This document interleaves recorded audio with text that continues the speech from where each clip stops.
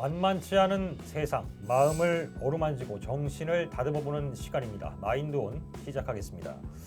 자, 오늘도 제 옆자리 누다심 심리학 칼럼니스트 함께 하십니다. 안녕하세요. 안녕하세요. 누구나 다가갈 수 있는 심리학을 꿈꾸는 사람 누다심입니다. 네, 반갑습니다. 반갑습니다. 선생님. 네. 자, 시청자 사연부터 보고 나서 선생님과 함께 이야기를 한번 풀어가 보도록 하겠습니다. 네. 직장 생활을 하고 있는 20대 후반 여성입니다. 어딜 가든 사람들과 잘 어울린다는 이야기를 듣습니다. 그래서 나의 인간관계에는 큰 문제가 없다고 생각하고 살아왔는데요. 어느 날부터 직장에 새로 들어온 신입 여직원이 이유 없이 싫어지기 시작했습니다. 그런데 아무리 생각해도 그 직원이 저한테 잘못한 부분을 찾을 수가 없어요. 그 직원과 업무적으로 부딪힐 일도 없었고 개인적으로 어울린 일도 없었는데 그냥 그 친구가 웃는 것만 봐도 이유 없이 짜증이 나요. 마음속으로는 그 사람이 싫고 불편한데 겉으로는 착한 척하고 있는 제 스스로가 모순 덩어리라는 생각이 들 때가 있어 죄책감이 듭니다. 이런 제게 어떤 문제가 있는 건지 어떻게 해야 나아질 수 있는 건지 고민입니다. 뭐 내가 가진 것을 빼앗아간 것도 아니고 네. 두 사람 사이에 어떤 뭐 갈등이 있는 상황도 아니고 네. 이유 없이 이런 생각이 든다는 게 좀 당황스러울 수도 있을 것 같은데요. 딱히 싫어할 이유가 없는데도 네. 얼굴만 봐도 싫고 목소리만 들어도 싫고 충분히 이런 경우들이 우리의 삶에 있는데요. 이것을 설명하기 위해서 네. 먼저 우리가 그림자라는 개념을 좀 설명을 드려야 될 것 같은데요. 네. 우리는 밝은 것, 좋은 것, 바람직한 것을 추구하기 때문에 그렇죠. 우리의 뒤쪽에 나의 어두운 모습, 그림자가 있다고 분석심리학의 창시자 융은 말합니다. 그래서 이 그림자는 우리 마음을 이루고 있는 여러 가지 구조물 중에 하나라고 할 수 있는데요. 다시 말해서 내가 숨기고 싶은 모습, 나의 열등한 모습, 내가 감추고 있는 모습, 이것을 그림자라고 하고 이 사연은 바로 이 그림자라는 개념으로 좀 설명이 가능하기도 합니다. 아, 그렇군요. 그러면 우리는 누구나 이 그림자를 하나씩 갖고 있는 건가요? 그렇죠. 사람들은 좀 자기가 잘하고 싶어하고 네. 성공하고 싶어하고 사람들한테 좀 인정받고 싶기 때문에 이렇게 보여줄 수 있는 모습이 있잖아요. 그러면은 자연스럽게 숨기는 모습도 있게 되는 겁니다. 네. 그런데 이 그림자가 나와 같은 성별, 동성에게 투사가 되면 이 사연을 보내주신 분처럼 그 사람이 굉장히 싫어지고 굉장히 좀 불편하고 바로 이런 어떤 관계들이 생기기도 한다는 거죠. 아, 투사가 됐다라는 표현을 써주셨는데, 네. 그러니까 새로 들어온 그 여직원을 보면서 네. 뭔가 불편하고 네. 거슬리고 보고 싶지 않은 그렇죠. 그런 것들을 좀 보고 있다. 그렇죠. 아. 자신의 사실은 그림자인데 그 그림자를 그 여직원의 모습에서 네. 찾아낸 겁니다. 그래서 이거를 심리학자들은 자신의 것인데 그것을 그 사람에게 던졌다. 그래서 투사라고 이야기를 그래서 투사라고 하는 거예요. 자신의 싫은 모습을 그 여직원에게 투사했기 때문에 사실은 그 사람을 자세히 관찰해 보면 그 사람과 나 사이에 어떤 사건은 없었지만 그 사람의 표정, 말투, 행동 여러 가지 면에서 좀 나를 불편하게 하는 게 사실은 있을 겁니다. 그것이 바로 내가 던진 나의 그림자, 나의 열등한 모습, 숨기고 싶은 모습, 네. 바로 그런 거라고 할 수 있는 거죠. 아, 관찰을 해봐라. 네, 그런데 아무리 뭐 관찰을 해도 아니라는 생각이 안 들고 그저 그 뭔가 부정하고 싶은 네. 그런 마음만 계속 이어진다면 어떻게 해요? 그러면 사실 네. 우리 그림자는요, 나도 내가 숨기고 살고 싶고 네. 내가 스스로 인정하지 않는 모습이기 때문에 지금 기자님 말씀하신 것처럼 아무리 관찰을 하더라도 나는 저러진 않는데 이렇게 사실 생각이 들 수 있습니다. 사실 그럴 경우에는 그 사람과 나를 모두 알고 있는 제3자에게 제3자에게 야, 혹시 저 사람과 내가 조금 비슷한 부분이 있니? 라고 이렇게 물어보면 이 두 사람을 객관적으로 알고 있는 그 사람 입장에서는 비교적 잘 찾아낼 수 있습니다. 그렇군요. 네.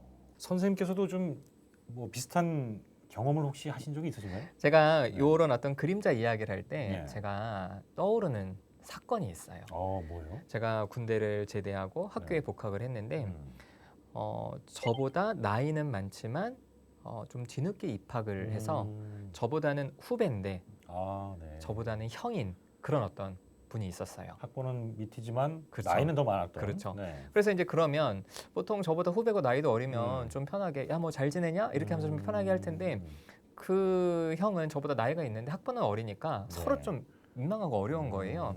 그래서 그 형이랑은 이렇게 친밀하게 지낼 기회가 없었는데 네. 시간이 가면 갈수록 그 형이 굉장히 좀 별론 거예요. 그래서 왜 내가 저 형이 저렇게 별로일까 이런 생각을 하고 있었는데 네. 그때 들었던 수업에서 교수님이 이 그림자 이야기를 하시는 거예요. 그래서 뭐라고 얘기를 하시냐면은 이 그림자는 너네들이 갖고 있는 너네들이 열등한 모습이다. 근데 이거를 알 수 있는 거는 직접 확인하기가 어렵다. 왜냐 우리는 그걸 좀 인정하지 않으려고 나도 나를 속이고 있기 때문에 인정하기는 좀 어렵다. 이걸 알 수 있는 방법은 이유 없이 싫은 동성을 찾아봐라. 그 순간 그 형이 딱 떠오른 거예요. 네네네. 그러면서 너네들이 그 사람이 싫은 이유는 너네들이 그림자가 투사했기 때문이라고 이야기를 듣는데 제가 인정을 못 하겠는 거예요. 근데 아무튼 교수님이 뭐 엉뚱한 얘기를 하시진 않고 또 그거는 교수님의 주장이 아니라 이 분석 심리학이라는 오랫동안 좀 이론적으로 정립된 그 내용이기 때문에 이게 틀릴 리는 없다 싶어서 제가 제 친구한테 물어봤어요. 야, 너 그 형 알지? 알지? 야, 혹시 그 형이랑 나랑 좀 혹시 좀 비슷한 게 있니? 별로 없잖아. 그 형이랑 좀 스타일 다르잖아. 그랬더니 이 친구가 둘이 완전 똑같아. 완전 똑같다. 이렇게 얘기하는 거예요. 그래서 야, 너 무슨 소리야? 뭐가 똑같아? 야, 뭐가 똑같은데 그랬더니 아니 두 사람 모두 좀 사람이 가벼워. 좀 진중하지 못하고 좀 사람이 좀 가벼워. 그런 그 분위기가 되게 비슷해 이러는 거예요. 그런 면이 있다 둘 다. 근데 사실은 제가 딱 그 얘기를 듣는데 네. 막 부정하고 싶은 마음은 있는데 사실은 인정이 좀 되는 거예요. 그러니까 제가 그 형이 왜 싫은가 봤더니 일단 목소리 톤이 그러니까 기자님은 목소리 톤이 좀 중저음이시잖아요. 근데 그 형은 목소리 톤이 높아요. 네. 저처럼. 그리고 좀 까불어요. 네. 사실은 저도 이게 방송이니까 장난을 잘 못 치겠는데 사실 제가 장난기가 많거든요. 네. 그러니까 그 형도 좀 가볍고 목소리 톤도 높고 까불고 그리고 좀 이렇게 사람이 진중하지 않고 그러는데 사실은 저도 있거든요, 그 모습이. 근데 저는 그런 사람이 되고 싶지 않았던 거예요. 저는 좀 기자님처럼 목소리도 이렇게 좀 중저음으로 이렇게 좀 하고 싶은 것도 있고 좀 사람들이 묵직하게 볼 수 있으면 좀 좋겠다는 생각을 했는데 제 모습에 사실은 싫은 부분이 그 형에게 투사가 돼서 그래 그렇구나. 저 형의 저 모습이 사실은 내 모습이어서 내가 보기만 해도 싫고 목소리만 들어도 짜증나는 게 바로 그런 이유구나. 이걸 알게 된 적이 있죠. 아주 그냥 지금 사연과 상통하는 그런 사례네요. 그렇죠. 이게 그림자라는 개념은요. 예. 사실은 거의 비슷합니다. 이유가 없이 싸운 적도 없고 네. 갈등한 적도 없는데 싫은 거 사실은 거의 다 이런 패턴이기도 하죠. 그렇구나. 비슷한 얘기일 수도 있는데 예를 들면 아이들을 키우고 있는 상황에서 네. 첫째랑 둘째가 있어요. 근데 유독 첫째가 하는 그런 행동들, 말투가 거슬리고 네네. 내 마음을 상하게 할 때가 더 많은 것 같다. 그것도 그 첫째에게 투사가 된 네. 그런 케이스라고 볼 수 있을까요? 네, 맞습니다. 그래서 이게 보통 동성 부모 자녀 사이에서 네. 이 갈등이 굉장히 극단이 되는 경우들이 많아요. 극단. 네. 그냥 우리가 보통 생각하면 부모와 자녀면 부모는 자녀를 좀 이해하고 자녀가 실수해도 좀 이렇게 보듬어주고 이런 걸 생각하잖아요. 네. 근데 어떤 어머니들은 딸의 어떤 행동이 나왔을 때 그거에 대한 분노가 정말 우리가 쉽게 이해할 수 없을 정도로 커서 막 소리 지르고 욕하고 화내고 심지어 때리고 막 이런 경우들도 있고요. 또 아버지와 아들 사이에서도 아버지가 아들이 어떤 모습만 보면은 막 소위 말해서 눈이 막 돌아가고 막 감정 주체가 안 되고 그래서 그냥 우리가 보통 봤을 때 일반적인 부모 자녀 사이라고 보기에는 좀 이해가 안 될 정도로 철천지 그렇군요. 원수가 만난 것처럼 그렇게 갈등하는 경우들이 있거든요. 근데 그런 어떤 사례들을 상담을 하다 보면은 네. 사실은 부모님이 자신이 숨기고 싶어하는 자신의 열등한 모습이 동성 자녀에게서 보일 때 그 분노가 주체가 되지 않는 거예요. 예를 들어서 자신의 삶에서 좀 게을러서 그게 좀 늘 아쉽고 후회됐던 그 아버지는 아들의 모습에서 게으름이 보일 때 화가 나는 거예요. 화가 주체하지 못하는 거죠. 왜냐하면 자기도 싫었던 자기 모습, 그래서 자기는 좀 극복을 했을지 몰라도 그런 모습이 좀 남아있는 것까지 없애려고 막 하는데 그게 딱 내 눈앞에서 벌어지니까 감당이 안 되는 거고 그리고 또 굉장히 대인 관계에서 좀 위축되고 좀 그래서 좀 친구가 없다고 생각한 어머니가 네. 딸이 친구 때문에 늘 힘들어하고 친구가 없다고 했을 때 그 비난이 사실은 그 딸이 상처를 너무 받아서 힘들어할 정도로 막 이렇게 비난이 나가게 되는 것도 아이고. 사실은 부모, 동성 부모 자녀 사이에 그 그림자가 투사됐기 때문에 그런 갈등이 아주 극단으로 가게 된다고 할 수 있습니다. 어우, 신기하네요. 이건 동성이라는 이유 때문에 네. 그게 더 심화될 수 있는 거예요? 네, 맞습니다. 동성이 아니라 예. 이성에게 투사가 되는 마음의 구조물도 있습니다. 그것을 아니마, 아니무스 이렇게 이야기를 하거든요. 네. 우리는 타고난 생물학적인 성별에 따라서 사회적으로 요구받는 그 역할이 있어요. 예를 들자면 기자님은 남자로 태어나서 살면서 주변 어른들이나 우리 사회로부터 어떤 남성에 대한 어떤 역할, 어떤 걸 좀 맞아요. 이렇게 기대 받으셨다고 생각할 수 있을까요? 뭔가 진중하고 그렇죠. 책임감 있고 그렇죠. 성실한 네, 그런 모습을 기대를 하셨던 것 같아요. 맞아요. 네. 그리고 또 저는 많이 들었던 게 네. 뭐 남자가 울면 안 된다. 맞아요. 그쵸. 그거 참 많이 들었어요. 이런 얘기를 많이 네. 듣잖아요. 그래서 우리는 살면서 내가 가지고 태어난 생물학적인 성별에 맞는 사회적인 역할을 요구받거든요. 근데 그러다 보면은 우리의 마음에는 이성성도 존재합니다. 그러니까 우리는 남자지만 내 안에 여성성도 있는 거고요. 네네. 여성분들에게는 생물학적인 성별은 여성이지만 그 안에 남성적인 속성이 존재하는 거예요.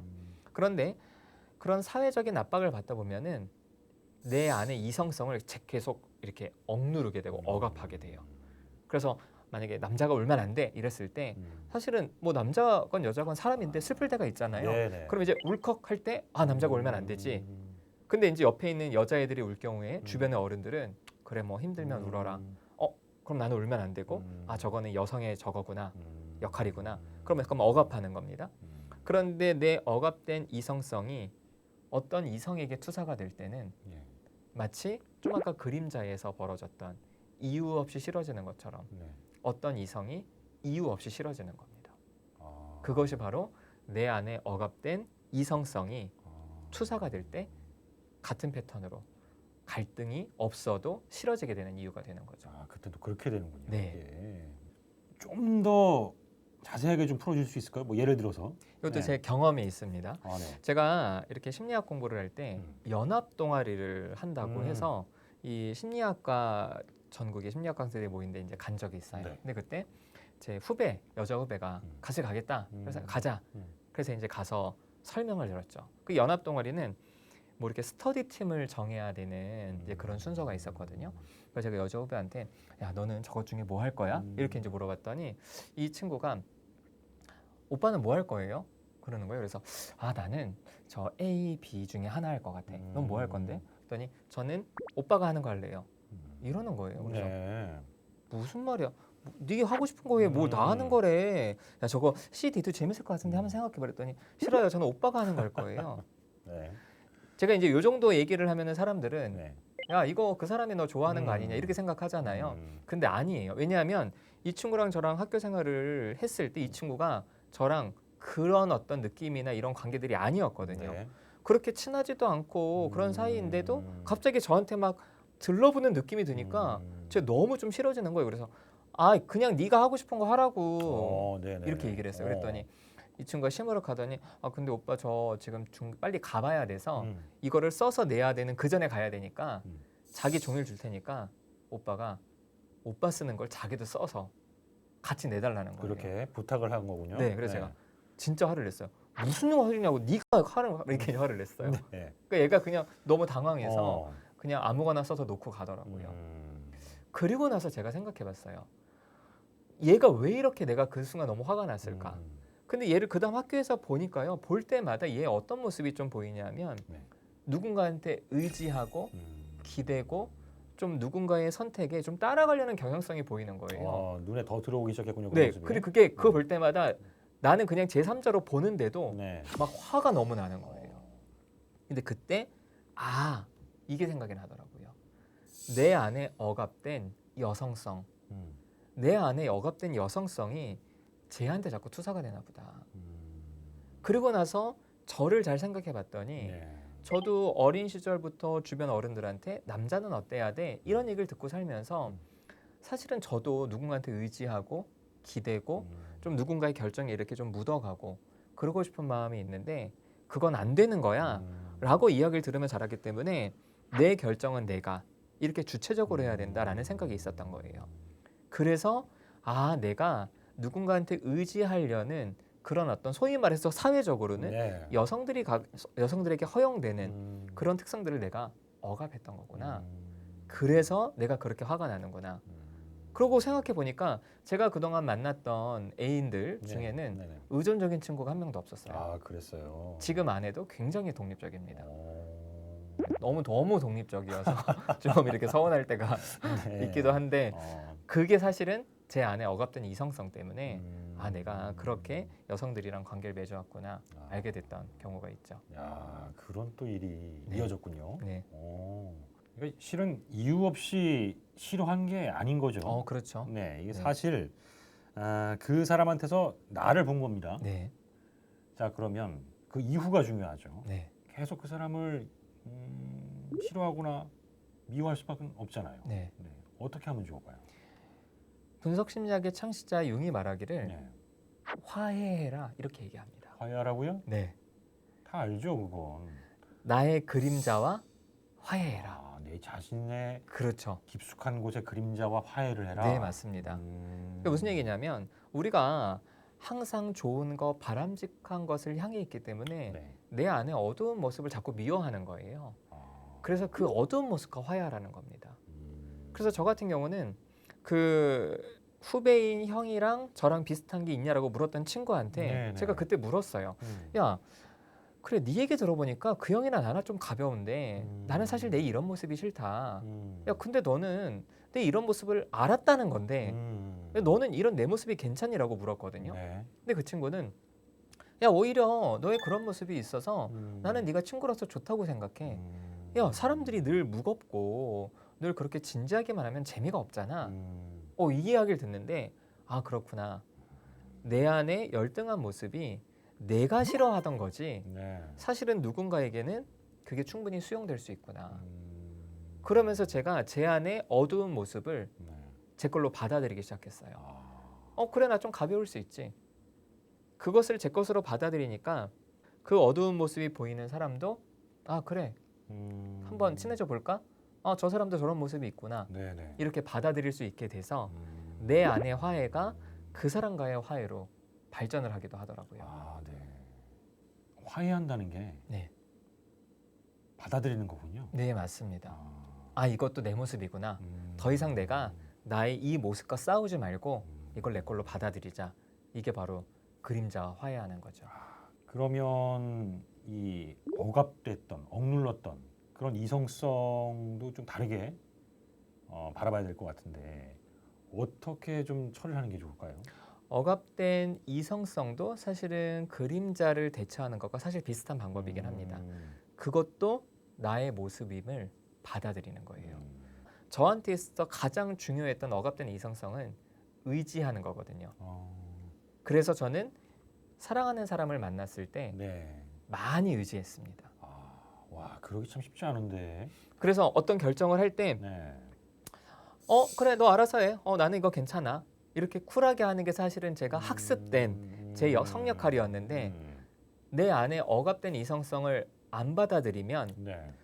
제가 또 그 후배를 미워했듯이 네네. 아무런 이유도 없이 내가 누군가를 미워할 수 있게 되는 거를 아니까 그러면 안 되겠다 싶어서 제 안에 받아들이기 시작한 거예요. 그래서 제 사랑하는 아내에게 애교도 많이 피우고 의지도 하고 그래서 마치 제 안에 연약한 부분들을 좀 아내에게 믿을 수 있는 사람이잖아요. 그렇죠. 마음껏 드러냈죠. 네네. 그러니까 이제 아내도 제 안에 그런 모습이 있을 때 왜 남자가 그러냐라고 하지 않고 당신 힘들면 그럴 수 있겠다 라고 제 안의 것을 인정해 주니까 이제 제 아내는 억눌린 이성성들도 편하게 제 마음에 통합이 되고 하나가 되더라고요. 그렇구나. 이상적인데요? 그렇죠. 관계가. 네. 그래서 결국에는 우리의 마음속에 있는 것들을 어떻게 작업하느냐가 굉장히 중요한데요. 그래서 아까도 저희 동성부모 자녀 이야기 네. 드렸잖아요. 이성 부모 자녀 사이에 갈등이 극에 달하는 거는 예. 아까처럼 네. 사실은 이번에는 억압된 이성성이 자녀에게 투사가 되면 그게 굉장히 과도한 갈등으로 이어집니다. 이게 사회생활하다 보면 그런 분들이 있어요. 그러니까 남들의 단점을 아주 귀신같이 찾아내고 네, 상대에 대한 비판을 아주 매일같이 네, 쏟아내는 분들이 있거든요. 맞습니다. 이런 분들은 자신에게 뭔가 억압된 것들이 네. 많다 이렇게 얘기할 수도 있다는 건데 네, 그렇죠. 좀 이런 분들은 어떻게 대하는 게 음. 좋을까요? 사실은 융이 말한 그림자 예. 혹은 억압된 이성성인 아니마 아니무스 우리가 이제 이걸 통해서 알 수 있는 거는 지금 이제 기자님께서 얘기하셨듯이 사람들이 자신 안에 억압된 것들이 많을 때 그것을 자극하는 사건이나 관계 속에서 그게 막 쏟아져 나오거든요. 아, 그래서 이제 그럴 경우에는 아까도 말씀드렸듯이 일단은 좀 얽혀 들어가지 마시라는 거. 예. 하지만 그럼 구체적으로 어떻게 해야 되냐? 나는 그게 너무 힘들다라고 얘기하시는 분들이 있어요. 그럼 제가 뭐라고 말씀드리냐면은 예. 그것은 그분만의 개인적인 문제가 아니라 인간이라면 누구나 갖고 있는 그런 내 마음의 어두운 모습이다. 그래서 우리도 각자 어두운 모습이 있잖아요. 네. 그래서 제가 부모들 상담해 보면은 부모들이 저한테 이런 하소연을 해요. 선생님, 제가 아이한테 많이 크게 화를 내고 잘못하는 건 맞는데 저도 이게 너무 힘들어요. 저도 제가 싫어요. 이러거든요. 그래서 우리는 각자 자신이 힘들어하는 모습 때문에 결과적으로 타인을 힘들게 하는 부분도 있어서 네. 여러분이 누군가한테 미움당하고 억울하고 힘들 때 그때 그냥 그 억울함에 사로잡혀서 더 마음이 무너지지 않을 수 있는 방법 중 하나가 내가 이렇게 힘든 이유는 사실은 저 사람이 나만큼 나 이상으로 힘들기 때문에 그 자신이 힘든 거를 계속 저렇게 주변에 흩뿌리고 다니는구나. 예. 그래서 저 사람은 안 힘들고 나만 힘들게 하면 그건 참을 수 없는데 네네. 사실은 저 사람이 자기가 힘든 걸 감당을 못 하는구나. 그래서 여러분이 좀 측은지심을 가져보시면 그냥 무조건 화가 나고 억울할 때보다는 관계의 새로운 부분이 보입니다. 왜 조직 생활에서도 그렇잖아요. 회사에서 어떤 친구가 일을 못해서 굉장히 힘들면 네. 그 일을 주변의 동료들이 좀 나눠가지고 네. 좀 보완하고 하잖아요. 우리의 감정적인 부분도 마찬가지입니다. 아, 그래서 내가 힘들고 억울할 때 누가 나를 이해해주면 고맙잖아요. 그렇죠. 그런 것처럼 여러분을 좀 미워하고 힘들게 하는 분도 여러분이 조금 더 다르게 생각하실 수 있다면 그분에 대해서 야, 저 사람도 저렇게 공격적으로 말하지만 참 자기도 자기가 싫겠다. 얼마나 저 불쌍한 인간이냐. 그래서 미워할 대상이 아니라 불쌍하다고 생각하시면 여러분이 훨씬 더 관계 속에서 여러분을 잘 지키실 수 있을 겁니다. 또 이런 반전이 있군요. 네. 마지막으로 오늘 사연 주신 분께 조언 좀 부탁드릴게요. 그 이유도 없이 네, 싫어하는데 답답하죠. 네, 당사자도. 네. 근데 죄책감마저 든다고 하셨어요. 그렇죠. 좀 말씀 부탁드릴게요. 사실 우리 마음속에서 이런 그림자나 아니마 아니무슨 같은 것들이 느껴질 때 융은 말하기를 진짜 자신이 누구인지를 알아볼 수 있는 마음의 신호다 이렇게 얘기를 합니다. 아, 신호, 네. 계기. 그렇죠? 그래서 그것을 계기로 내 마음을 돌아봐야 된다. 내가 억압하고 있는 게 뭔지 그게 진짜 나쁜 건지를 생각해보고 그것을 내 것으로 받아들여서 내 마음을 점점 더 풍성해지게 하는 게 우리 마음이 건강하게 되는 지름길이라고 얘기를 했거든요. 그래서 저는 이 사연 보내신 분한테 첫 번째로 충분히 그 여직원이 싫을 수 있다.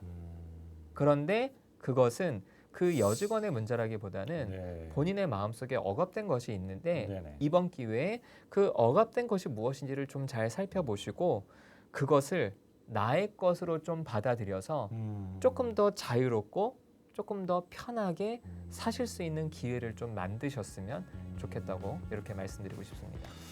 아, 오늘 밤에는 자기 전에 한번 그 그림자 놈을 한번 네, 제대로 한번 마주해 보이라 생각해보면서 마인드 오늘 이 시간 마치도록 하겠습니다. 감사합니다.